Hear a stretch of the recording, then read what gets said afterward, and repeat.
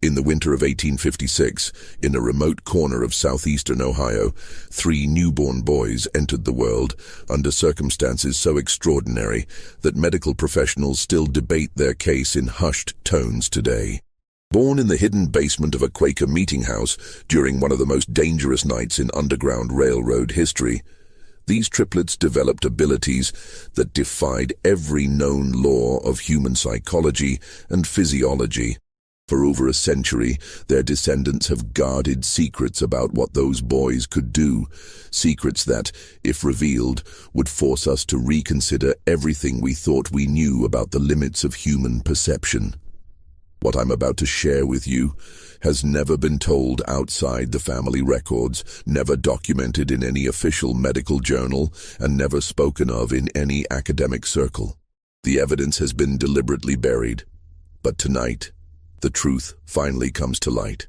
Before we dive deeper into this chilling account that begins in the shadows of America's most secretive rescue network, I need to know something about you.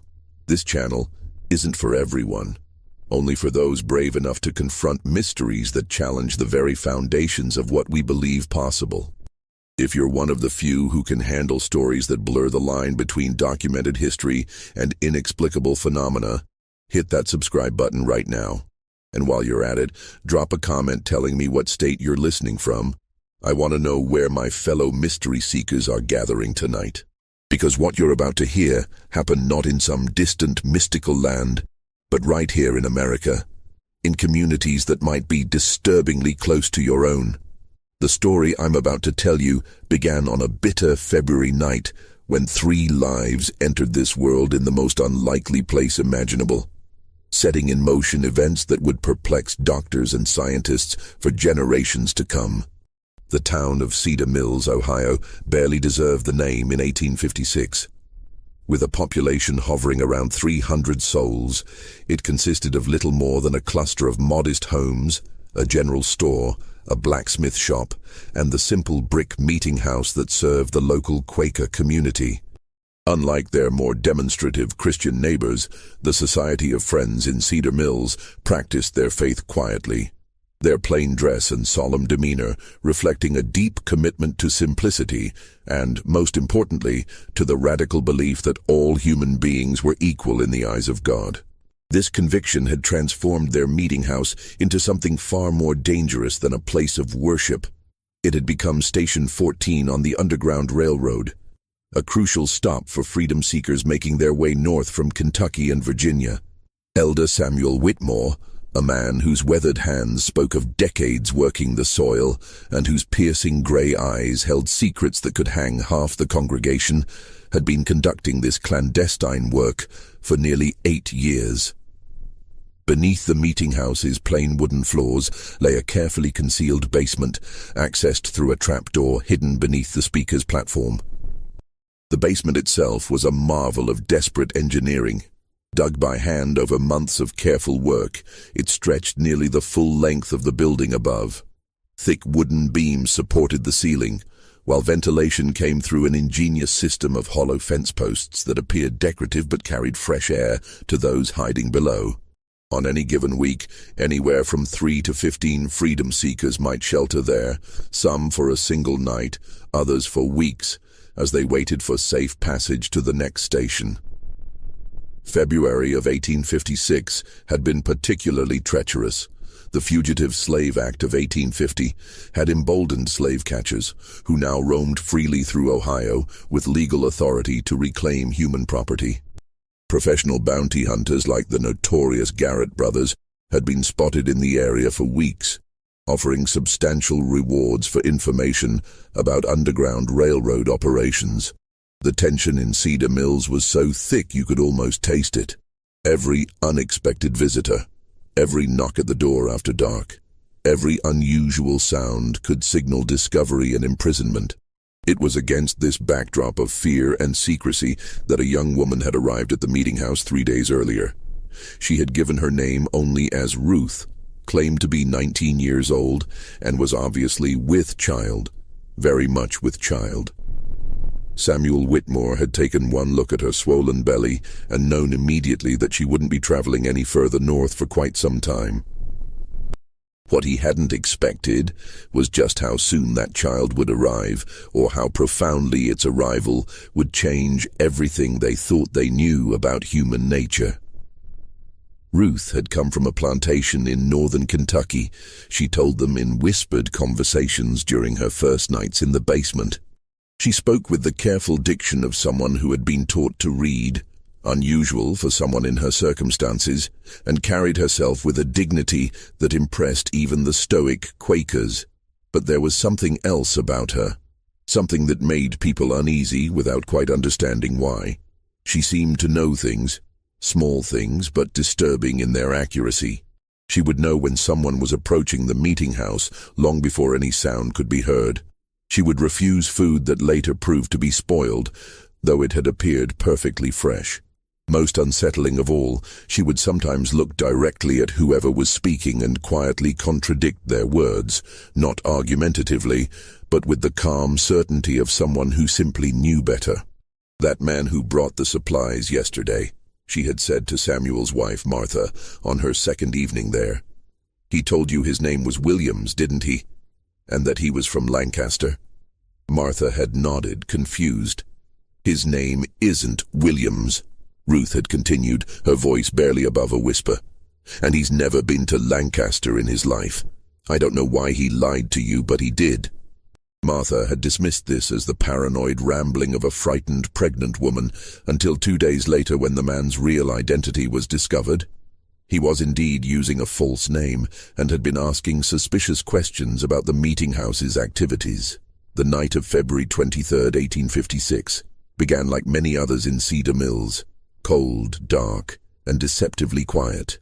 Samuel Whitmore had been conducting his evening prayers when a soft knock came at the meeting house door, followed by the agreed-upon signal.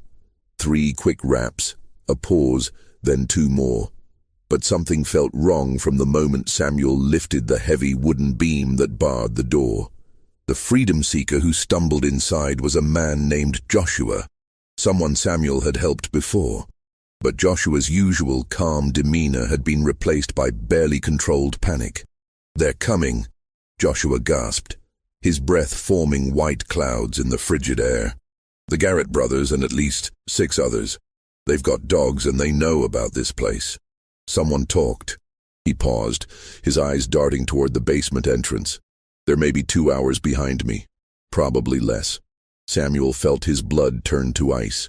In 8 years of underground railroad work, they had never faced a direct threat like this. The meeting house had always been considered safe, protected by the community's reputation for honesty and their careful operational security. But if the Garretts were coming with dogs and advanced knowledge of the basement, someone had indeed betrayed them. The immediate problem was evacuation.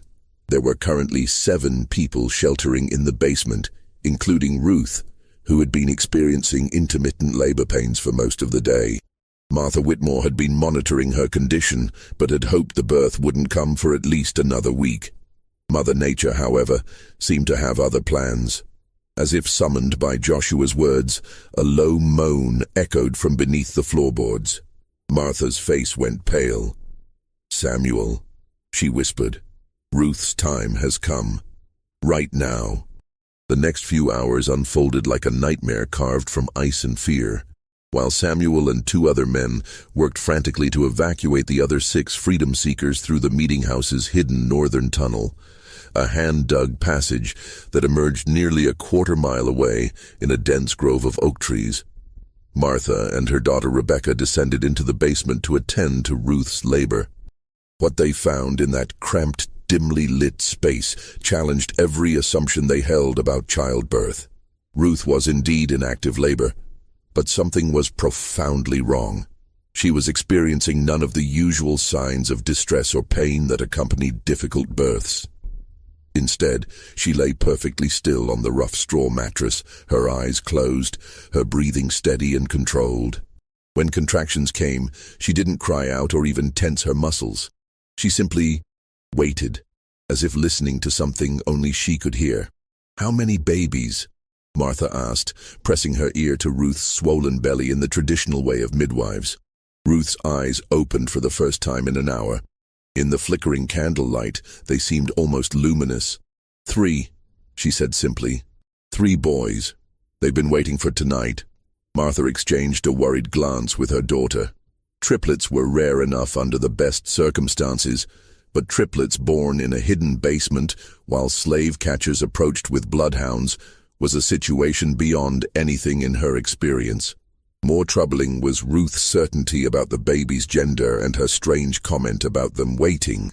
How could unborn children wait for anything? The sound of horses in the distance cut through Martha's confusion. Samuel's voice called down from above. "They're here. The tunnel's clear, but we can't risk moving Ruth now." What happened next was recorded in Martha Whitmore's private journal, a document that remained hidden in her family for over a century before being discovered in 2003 during the renovation of an old farmhouse. According to her account, written just days after the events, Ruth's labor accelerated dramatically the moment the slave catchers arrived at the meeting house. But it accelerated in a way that defied medical understanding. The first baby was born in complete silence. No crying, no sound at all except for Ruth's barely audible breathing. Martha caught the infant, a perfectly formed boy, and was startled to find him already breathing normally, his eyes open and alert. Before she could even cut the umbilical cord, the second baby arrived, again in total silence, again breathing and aware from the moment of birth. The third followed less than a minute later, completing what Martha described as the most unnatural natural birth I have ever witnessed. But the strangest part was yet to come. As Martha worked to clean and wrap the 3 infants, footsteps and voices could be heard directly above them. The Garrett brothers had entered the meeting house and were conducting a thorough search. Heavy boots walked across the wooden floors just feet above the newborns' heads. At one point, someone stood directly on the trapdoor that concealed the basement entrance. Throughout this entire time, with strange men and tracking dogs just above them, the 3 babies never made a sound. Not a cry, not a whimper, not even the small noises that all newborns make. They lay perfectly still in their mother's arms, their identical dark eyes moving back and forth as if following the movement of the searchers above. It was as if they somehow understood that their survival depended on absolute silence. Ruth never spoke during the search. According to Martha's journal, she simply held her 3 sons and whispered to them in a language that sounded like no dialect Martha had ever heard. Later, Martha would describe it as words that seemed to flow like water, soft and continuous, like a river running over stones. The search lasted nearly 3 hours. The Garretts were thorough, methodical, and increasingly frustrated. They checked every room, every closet, every possible hiding place. Their dogs sniffed around the meeting house's foundation and even scratched at the floorboards in several places. But they never found the entrance to the basement, and eventually they left, cursing their informant for providing bad information. It was only after the sounds of horses had faded completely into the distance that the 3 babies finally made their first sounds, and when they did, all 3 cried in perfect unison, their voices blending into a single, haunting wail that seemed to echo from the very walls of the basement. Ruth died less than an hour later, bleeding that Martha couldn't stop despite all her experience with difficult births. Her last words, spoken so quietly that Martha had to lean close to hear them, were, "They'll know things. They'll always know. Take care of them, but remember they're not like other children." The death of Ruth left the Quaker community of Cedar Mills facing an impossible situation. 3 newborn boys with no known father, no family, and no legal existence. Slave children born free on Ohio soil, but with no documentation to prove their status. Samuel Whitmore made the decision that would shape the rest of his life. The community would raise the boys collectively, each family taking turns caring for them, but all sharing responsibility for their upbringing. The boys were named by the community in the Quaker tradition: Caleb, Ezra, and Isaac. From their earliest days, it was clear that Ruth's final words had been more than the ravings of a dying woman. The 3 boys were indeed not like other children, but in ways that were subtle enough to be dismissed as coincidence by anyone not watching closely. Martha Whitmore, who had taken primary responsibility for the boys' care during their first year, began keeping detailed notes about their behavior. These notes, discovered along with her birth journal, provide a disturbing glimpse into the early manifestations of the boys' unusual abilities. At 6 months old, the triplets had developed a habit that unnerved their caregivers. They would all turn their heads in the same direction at exactly the same moment, often focusing on empty doorways or windows where no one was visible. When someone eventually appeared in those locations, sometimes minutes later, it was always a person who was upset, angry, or hiding something.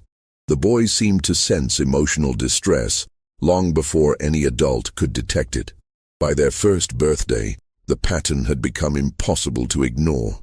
The triplets could identify lies with unerring accuracy. When community members spoke to them, the boys would respond normally to truthful statements, but would turn away and refuse to engage with anyone who was being dishonest, even about trivial matters. At first, the adults found this amusing, even helpful. If someone claimed to have completed a chore they'd actually forgotten, the boys would immediately know. If a visitor to the meeting house gave a false name or misleading information about their background, the triplets would become agitated and refuse to go near that person. But the ability was more than simple lie detection.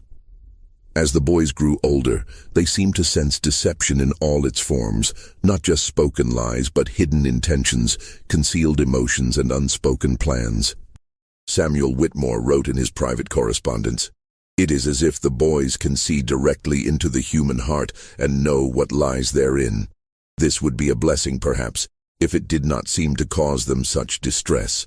They are constantly aware of the small falsehoods and hidden thoughts that all people carry, and this knowledge appears to be a burden rather than a gift." More disturbing were the boys' reactions to specific types of deception. They showed particular distress around anyone who was hiding information about missing persons or concealed violence. During their second year, a traveling merchant named Thompson stopped at the meeting house, claiming to be heading to Columbus on business. The triplets became so agitated in his presence that they couldn't sleep or eat until he left. 2 weeks later, news arrived that Thompson had been arrested for the murder of his business partner, whose body had been concealed in Thompson's wagon during his visit to Cedar Mills. By age 3, the boys had developed what the community began calling the knowing look, a shared expression they would adopt when focusing on someone who was hiding something significant. All 3 would turn their heads simultaneously, their dark eyes seeming to penetrate whoever had attracted their attention. Most unsettling was their habit of whispering to each other during these episodes, always in that strange, flowing language that Ruth had used during their birth. Dr. William Harrison, the local physician who had been monitoring the boys' development, was both fascinated and disturbed by their abilities. In a letter to a colleague at the Medical College of Ohio, he wrote, "I have examined these children repeatedly and can find no physical abnormality that would account for their unusual perceptive abilities. Their hearing, vision, and other senses appear normal, though perhaps slightly more acute than average.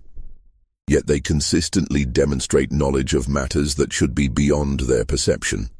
I am forced to conclude that either these children possess some form of sensory capacity unknown to medical science, or I am the victim of an elaborate deception. Though how 3-year-old children could maintain such a deception is beyond my understanding." The boys' impact on the Underground Railroad operations was immediate and profound. Word of their abilities spread quietly through the network of stations and conductors. Freedom seekers began requesting specifically to be routed through Cedar Mills, knowing that the boys could identify infiltrators and betrayers with perfect accuracy.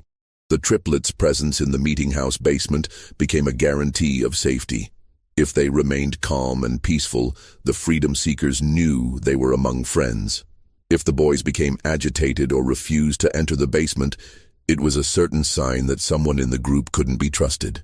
Samuel Whitmore found himself in the uncomfortable position of relying on 3 young children for the security of one of Ohio's most important Underground Railroad stations. But the boys' accuracy was undeniable. Over the course of 3 years, They identified 7 potential infiltrators, preventing what could have been catastrophic discoveries of the network's operations.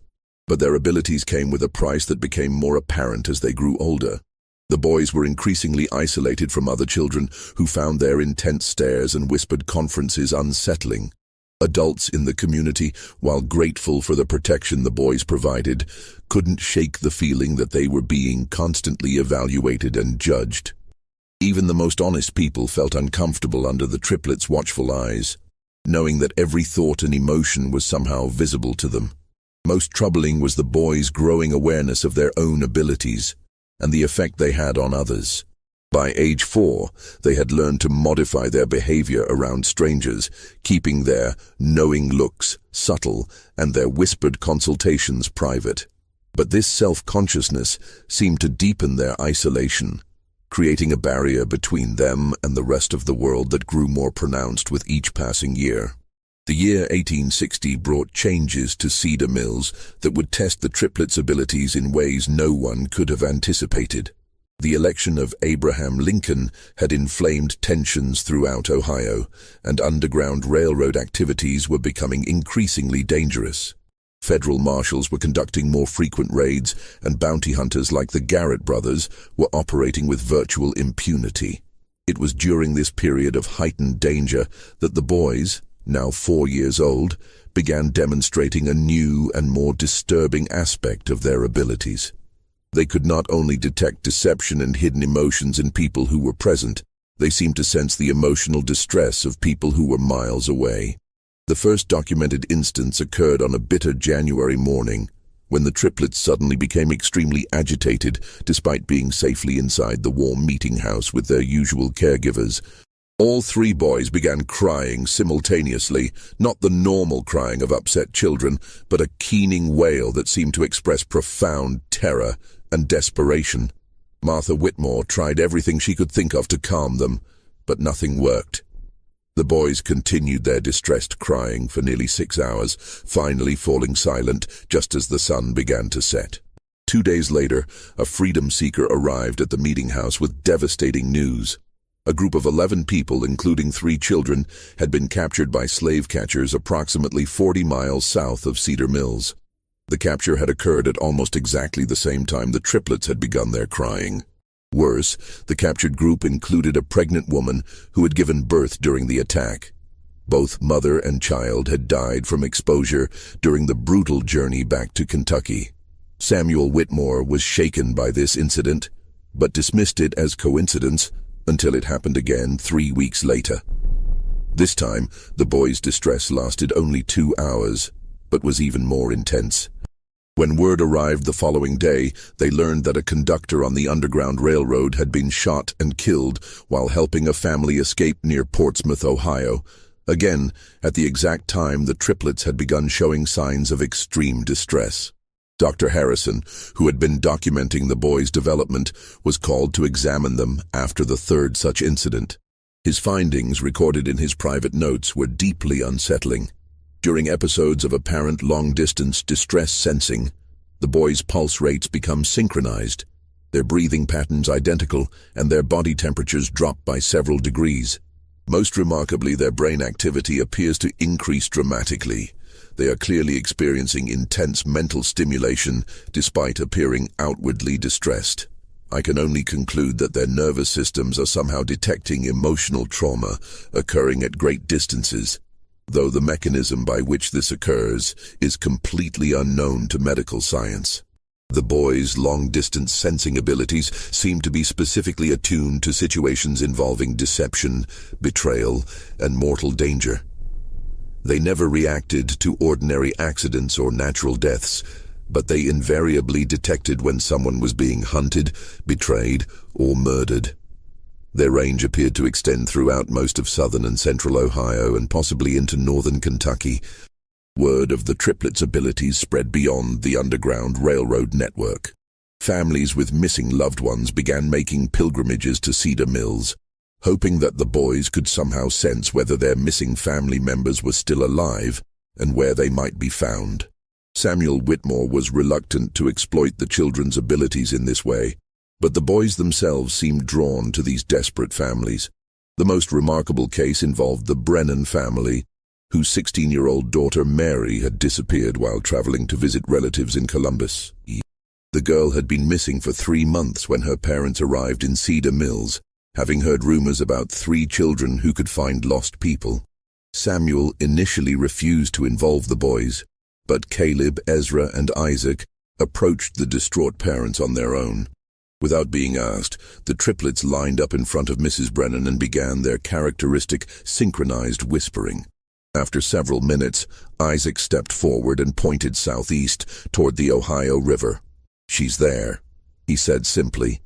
"She's scared, but she's alive.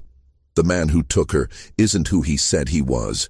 Acting on this information, local authorities searched a remote farm near Chillicothe and found Mary Brennan locked in a cellar, along with 2 other young women who had been kidnapped by a man posing as a traveling preacher.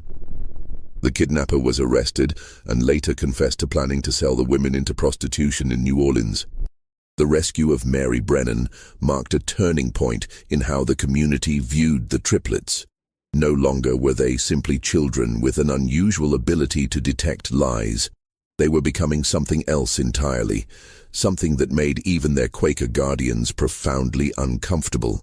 The boys' abilities were growing stronger and more specific with each passing month, and there seemed to be no limit to their range or accuracy. But perhaps most disturbing was the boys' increasing emotional detachment from the world around them. The constant awareness of deception, violence, and human suffering was taking its toll. They rarely smiled, seldom played, and spent most of their time huddled together, whispering in their private language. When they did interact with adults, their conversations were marked by a wisdom and sadness that seemed impossible in children so young.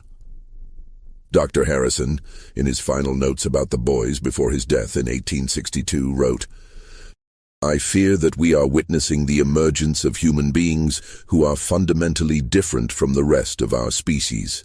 Their abilities appear to be expanding rather than stabilizing, and I cannot predict what they might become capable of as they mature.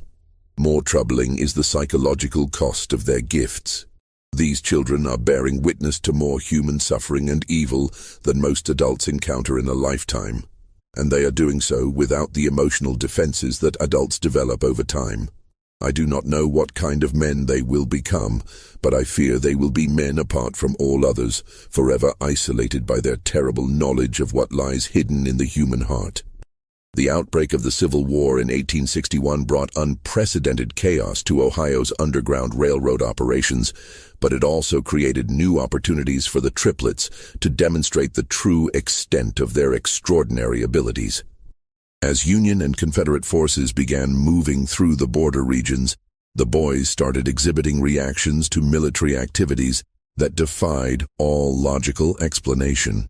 Samuel Whitmore first noticed this new development during the summer of 1861, when 6-year-old Caleb, Ezra, and Isaac began showing signs of extreme agitation for several days running. The boys would stand at the meeting house windows, looking south toward the Ohio River, their faces marked by expressions of horror that seemed far too mature for their years. When Samuel asked what was troubling them, Isaac, always the most vocal of the 3, simply said, "Too many people are going to die. So many people." 3 days later, news arrived of the First Battle of Bull Run, where Union forces had suffered a devastating defeat. The timing was impossible to dismiss as coincidence, especially when similar incidents began occurring with increasing frequency. The boys seemed to sense major military engagements days or even weeks before news of them reached Cedar Mills, and their emotional reactions corresponded precisely to the scale of casualties involved. More disturbing was their apparent ability to detect specific individuals among the thousands of soldiers moving through the region. In September of 1861, a young Union soldier named Thomas Caldwell stopped at the meeting house while traveling home on leave to visit his family in Marietta. The triplets took one look at him and immediately began their synchronized whispering, their faces showing expressions of profound sadness. Martha Whitmore, now in her 60s but still serving as the boys' primary caregiver, asked them what they sensed about the soldier. Ezra stepped forward and spoke in a voice that seemed too old for his small body. "He won't make it home. The man who's supposed to be his friend will shoot him for his money. 3 days from now, near the river crossing." Thomas Caldwell laughed when told of the prediction, claiming that he was traveling alone and had no money worth stealing. But 3 days later, his body was found near a river crossing 20 miles east of Cedar Mills. He had been shot and robbed by a deserter from his own unit, a man named Patterson, who had claimed to be Caldwell's friend and had arranged to travel part of the way with him. The accuracy of this prediction sent shockwaves through the local community, but it was only the beginning. Over the following months, the boys began making increasingly specific and disturbing predictions about people they encountered. They could tell when someone would die, often down to the day and hour. They could predict betrayals, desertions, and acts of violence with unerring accuracy. Most chilling of all, they seemed to know which of the freedom seekers passing through the meeting house would successfully reach Canada, and which would be captured or killed along the way. Samuel Whitmore struggled with the moral implications of the boys' knowledge. Should he warn people of the dangers the triplets foresaw? Should he try to prevent the tragedies they predicted? Or was this knowledge too dangerous to act upon? The weight of these decisions was crushing, made worse by the boys' apparent indifference to the suffering they witnessed. They reported deaths and betrayals with the same calm detachment they might use to comment on the weather. The turning point came in the spring of 1862, when a group of 12 freedom seekers arrived at the meeting house, led by a conductor named James Morrison, whom Samuel had worked with for years. Morrison was a trusted ally, a man who had successfully guided hundreds of people to freedom over the course of a decade. But when the triplets saw him, their reaction was immediate and violent. All 3 boys began screaming the moment Morrison entered the meeting house, a sound unlike anything they had ever made before. It wasn't the crying of distressed children, but something primal and terrifying, like the warning calls of animals sensing mortal danger. They screamed and pointed at Morrison, their faces contorted with an expression of pure horror. Morrison was baffled and offended by the reaction. He had never encountered anything like it from the boys, who had always been calm in his presence during previous visits. Samuel tried to question the triplets about what they sensed, but they could only repeat over and over, "Death. He brings death. So much death." Despite the boys' warnings, Samuel was reluctant to turn away a trusted conductor and 12 desperate freedom seekers. Morrison insisted that he had brought the group safely from Kentucky and was prepared to guide them onto the next station. The 12 freedom seekers, men, women, and children ranging in age from 8 to 60, seemed genuinely desperate and showed no signs of deception. But the triplets' agitation only intensified as the hours passed. They refused to enter the basement while Morrison and his group were there, and they continued their disturbing predictions. "Tomorrow night, in the woods by Miller's Creek, he'll call to them and they'll trust him because they think he's their friend. But the men with guns will be waiting." Samuel faced an impossible choice. Either trust the word of 3 young children whose abilities he didn't understand, or risk the lives of 12 people based on what might be nothing more than childhood intuition. In the end, he chose a compromise that would haunt him for the rest of his life. He allowed Morrison and the group to continue their journey, but sent word ahead to the next station warning them to be cautious. He also arranged for 2 local men to follow at a distance, ostensibly to provide additional security. What they witnessed the following night would validate the triplets' warnings in the most horrific way possible. Morrison led the group to a clearing near Miller's Creek, just as the boys had predicted. There, instead of guiding them toward the next safe station, he called out in the darkness. Within minutes, armed slave catchers emerged from the woods. The freedom seekers realized they had been betrayed, but it was too late to escape. In the chaos that followed, 7 people were killed outright, including 2 children. The remaining 5 were captured and dragged back to Kentucky in chains. The 2 men Samuel had sent to provide security witnessed the entire massacre from a distance, too far away to intervene, but close enough to see Morrison collect a substantial payment from the leader of the slave catchers. James Morrison, the trusted conductor who had guided hundreds to freedom, had been working as a double agent for months, selling information about underground railroad operations and leading groups into carefully planned ambushes. When news of the massacre reached Cedar Mills, the entire community was devastated. 7 people were dead, 5 more were condemned to slavery, and one of their most trusted allies had been revealed as a traitor. But perhaps most disturbing was the realization that 3 7-year-old children had known exactly what would happen, and their warnings had been ignored.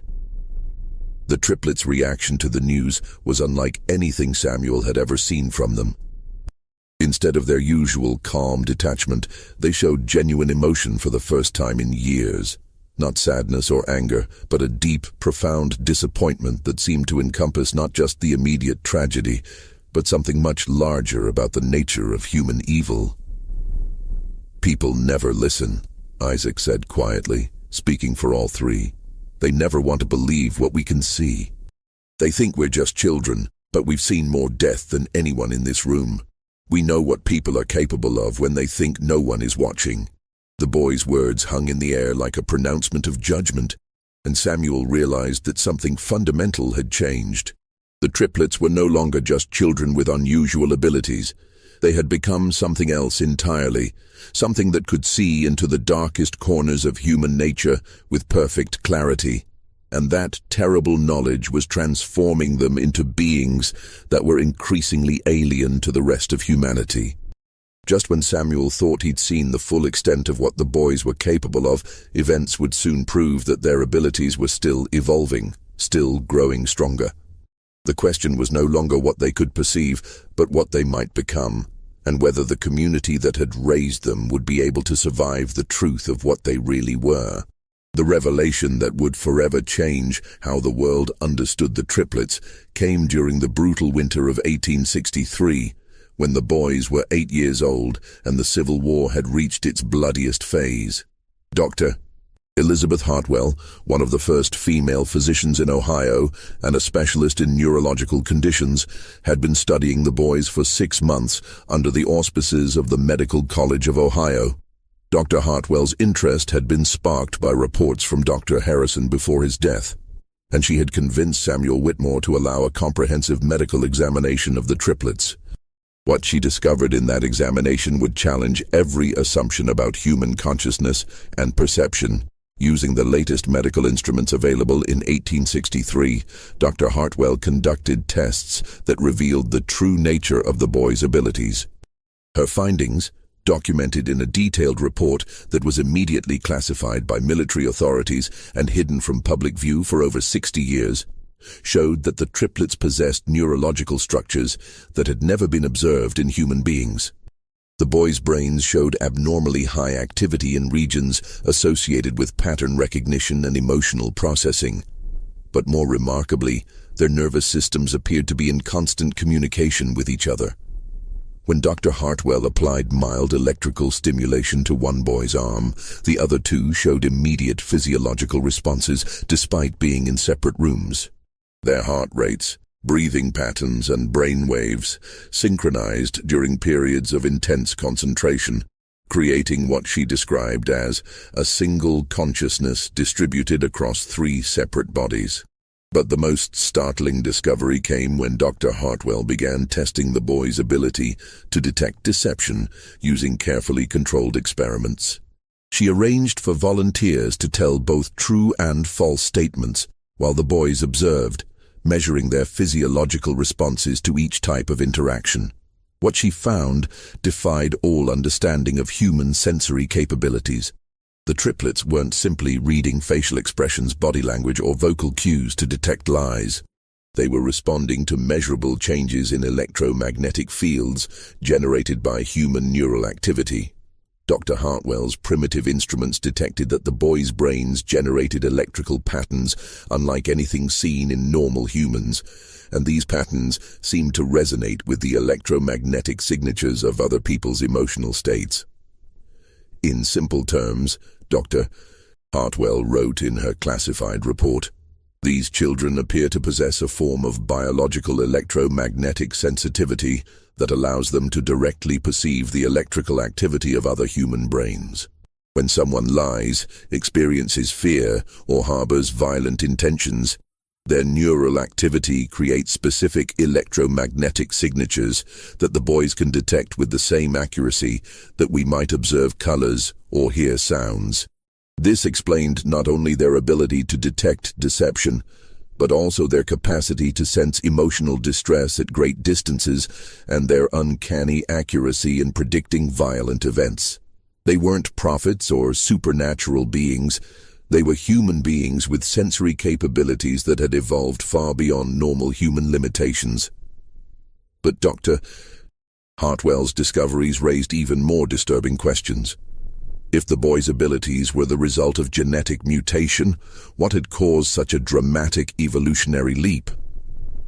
The answer came from analyzing tissue samples from their deceased mother, Ruth, whose body had been preserved in the Meeting House Cemetery, according to Quaker tradition.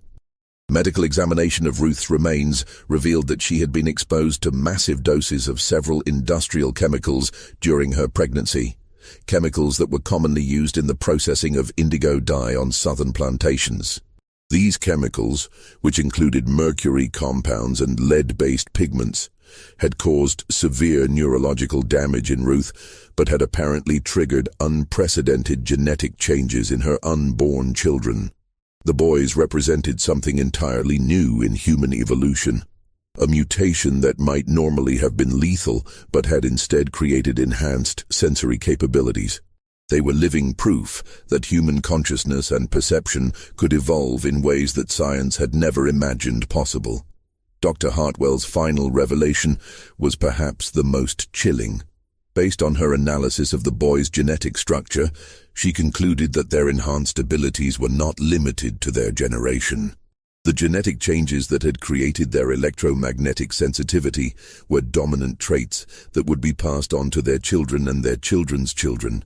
"We are witnessing the birth of a new branch of human evolution," she wrote in her most confidential notes. "These boys will father children with similar abilities, and those children will be even more sensitive to human electromagnetic fields.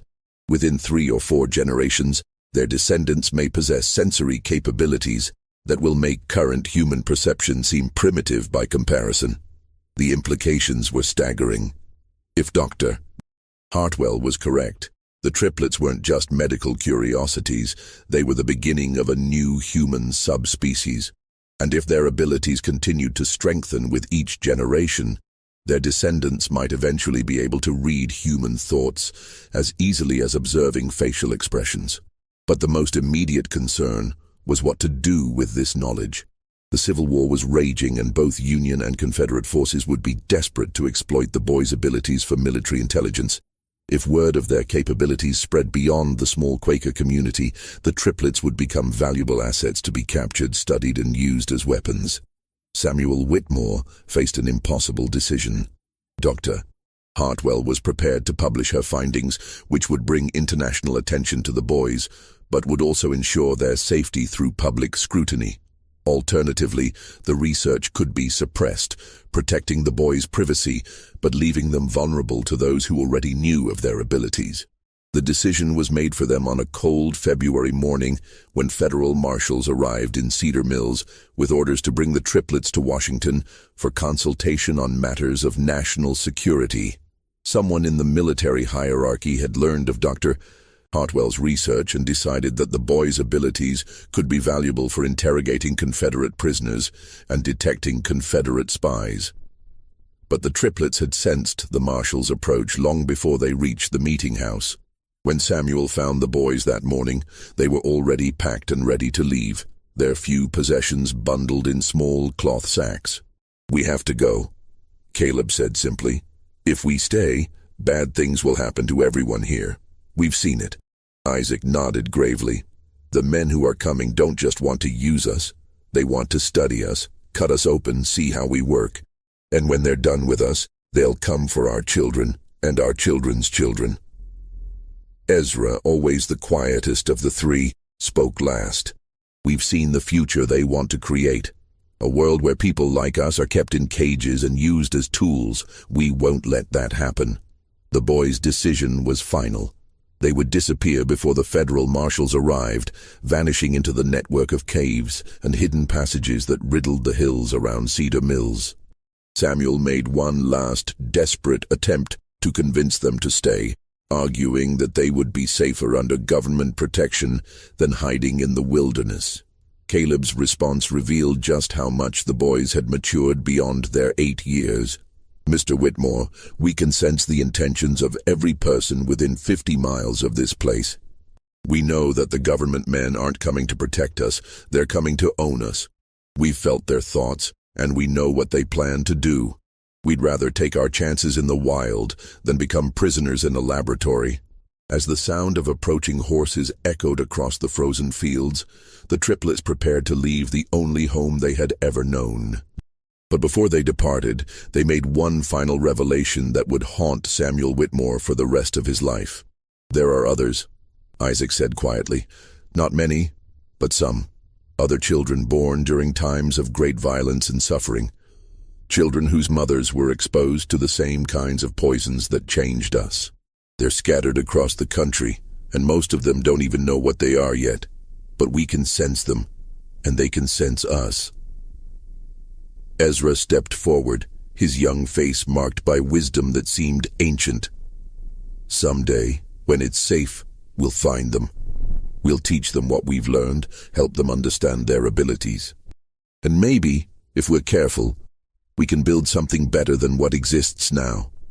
A world where people can't lie to each other, can't hide their evil intentions, can't pretend to be something they're not." The boys' final words as they prepared to vanish into the wilderness were both a promise and a warning. "We'll be watching. We'll always be watching. And we'll remember who helped us and who tried to hurt us. That knowledge will be passed down to our children and their children and their children after that. The world is about to change in ways that people can't imagine, and it's going to start with us."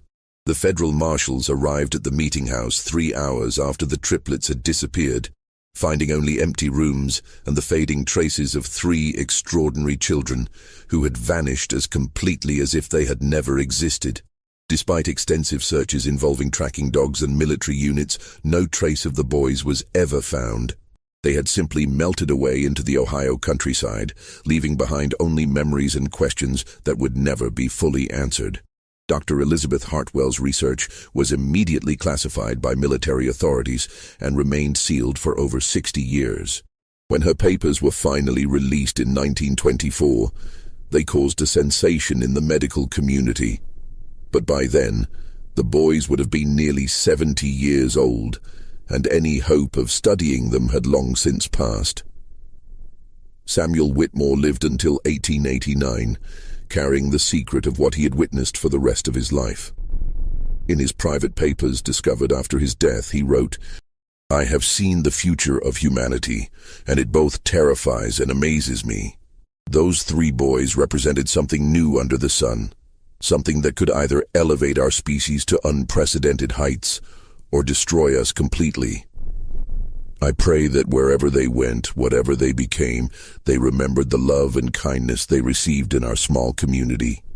The Underground Railroad station at Cedar Mills continued operating until the end of the Civil War, but it was never the same after the triplets' departure. Without their ability to detect infiltrators and betrayers, the operation became increasingly dangerous, and several conductors were captured or killed. The meeting house itself was eventually abandoned in 1878, and the building slowly fell into decay.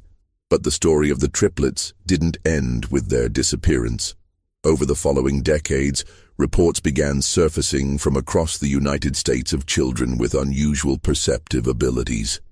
A girl in Pennsylvania who could predict accidents days before they occurred. Twin boys in Texas who could locate missing people with impossible accuracy.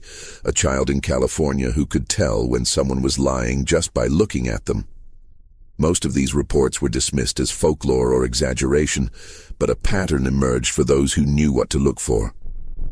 The children were always born during times of great violence or social upheaval. Their mothers had often been exposed to industrial chemicals or toxic substances during pregnancy, and the children themselves displayed the same electromagnetic sensitivity that Dr. Hartwell had documented in the Cedar Mills triplets. Modern genetic research has confirmed what Dr. Hartwell suspected in 1863. Extreme environmental stress, combined with exposure to certain toxic substances, can trigger rapid genetic mutations that are passed on to subsequent generations.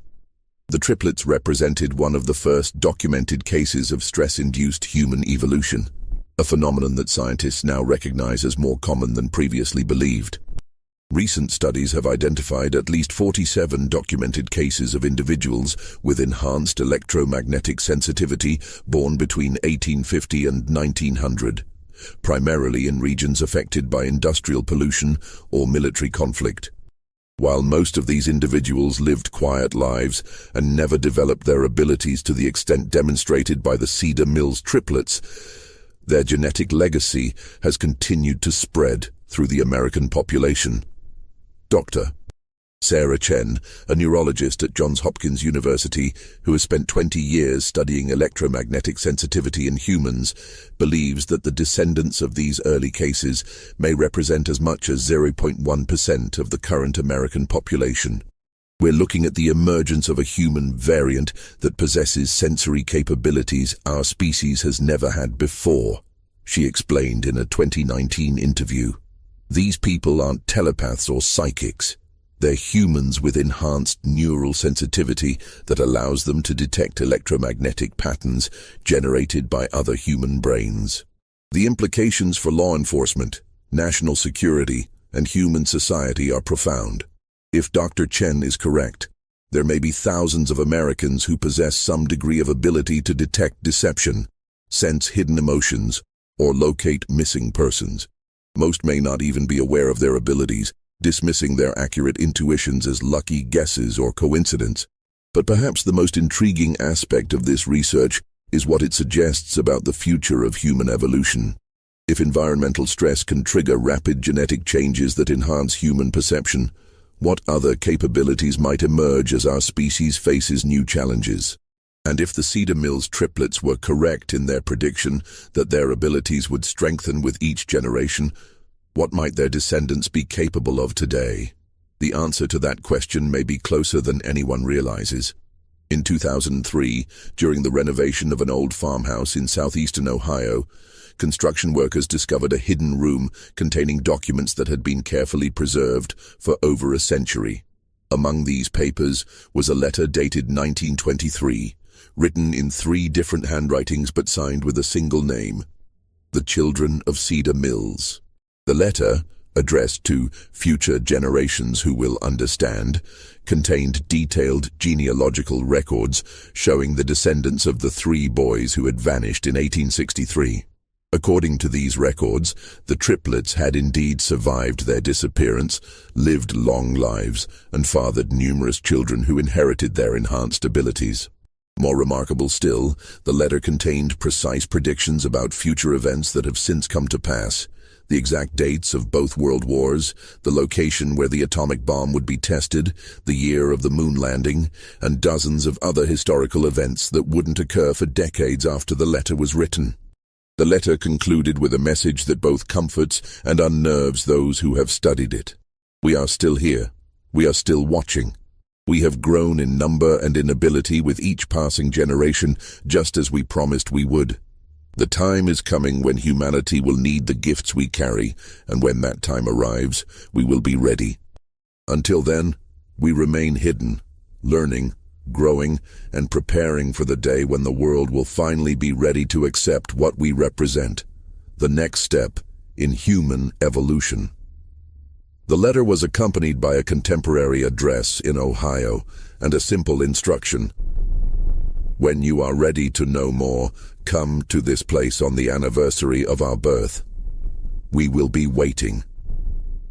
February 23, 2024, marked the 168th anniversary of the triplets' birth.